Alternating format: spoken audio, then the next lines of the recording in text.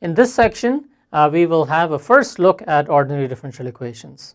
We will begin the section by defining ordinary differential equations, and we will do this by contrasting ODEs with PDEs, the partial differential equations. Next, we will look at some properties of ODEs by classifying ODEs, and we will see some important attributes associated with ODEs. The very most important such attribute is the order associated with the ODE and the property associated with whether the differential equation is linear or nonlinear. After this, we will see whether the ODEs are homogeneous or inhomogeneous, or whether they are autonomous or non-autonomous. After we have looked at classification, we will come to extend the ideas of ordinary differential equations to system of ordinary differential equations and consider many celebrated examples of ordinary differential equations which arise in many contexts of engineering and science applications. So let's begin now by defining what ordinary differential equations are. We will do this by contrasting ODEs with PDEs. For an ordinary differential equation, we are interested in describing the dependence of a single dependent variable y on a single independent variable t. The relationship of the dependent variable y on t will come from a math model which describes the physics or analysis associated with the phenomena that y represents in terms of a function capital F which involves the derivatives of the dependent variable on the independent variable t. So this relationship is expressed as some function capital F of y comma t dy dt, the first derivative of y, the second derivative of y, all the way up to the nth derivative of y in terms of this function equal to 0. Given such a math model, we solve for the highest derivative of y with respect to t in form of this right hand side. The nth derivative is evaluated in terms of y, t, the first derivative, second derivative, and the n minus 1th derivative. Note that n is the highest derivative that is appearing in this equation. When we are interested in partial differential equations, the dependent variable y will depend on more than one independent variable. So y in this case may depend on, for example, two independent variables x and t. In such a case, the math model will provide a relationship which involves the dependent variable y and the partial derivatives of y with respect to t and x, and possibly higher order derivatives of y with respect to these x and t independent variables equal to 0. So such a relationship would be an expression of partial differential equation. Having defined the ordinary differential equations, let's look at classification of ODEs. One important property associated with ODEs is its order.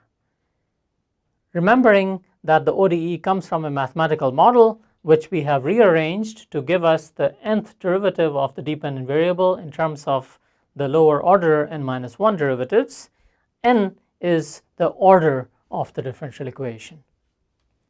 N being the order of the differential equation, let's consider some examples. If n is equal to 1, we have a first order ODE. The most general form of first order ODE is expressed here. Dy dt is a function of y and t. Note that there are no derivatives appearing here on the right hand side. Let's consider n equal to 2, which is the second order ordinary differential equation, which in the most general form can be written as the second derivative of y with respect to t is a function of the dependent variable y, t, and the first derivative. In general here, f is a general nonlinear function which can have any dependence.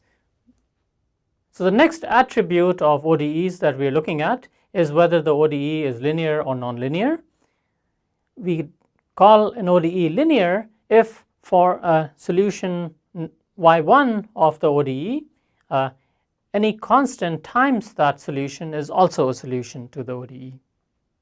Let's consider the implication of this in terms of some examples.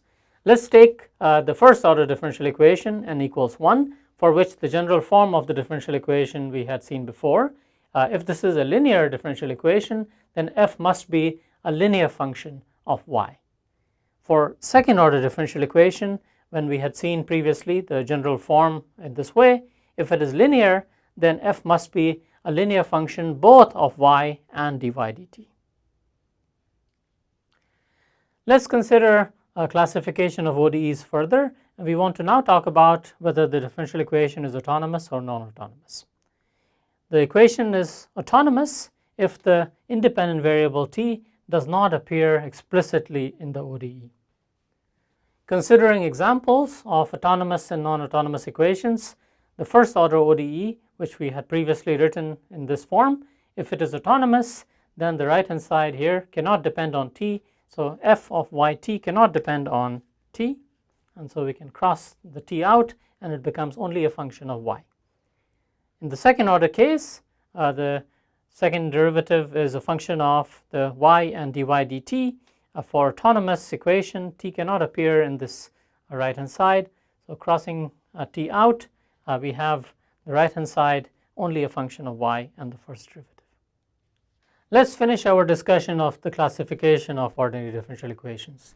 We have looked at the order of the differential equation, we have looked at whether the equation is linear or nonlinear, we have looked at whether it is autonomous or non-autonomous. We want to now look at whether the equation is homogeneous or inhomogeneous. A differential equation is homogeneous if it is a solution, if the differential equation has a solution which has these properties. When dependent variable and its derivatives all the way up to the nth derivative for an nth order differential equation satisfies the differential equation.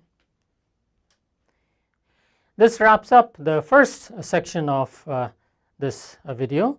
The next section, we are going to be generalizing our discussion to a system of differential equations which arise in many engineering and science applications, and we will also be looking at examples of many celebrated differential equations that are commonly encountered in science and engineering applications.